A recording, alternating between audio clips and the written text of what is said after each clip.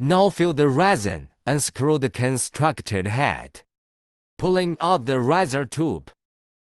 Be sure to connect plastic cap with riser tube. It is important, and put it in the tank.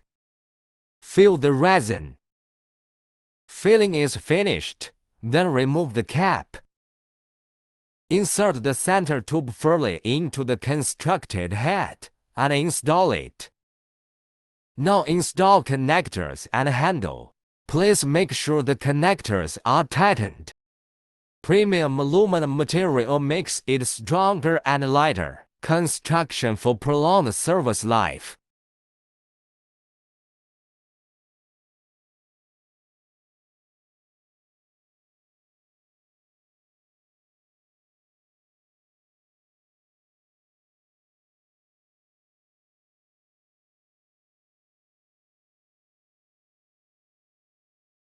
One end of the hose is connected to the spray gun.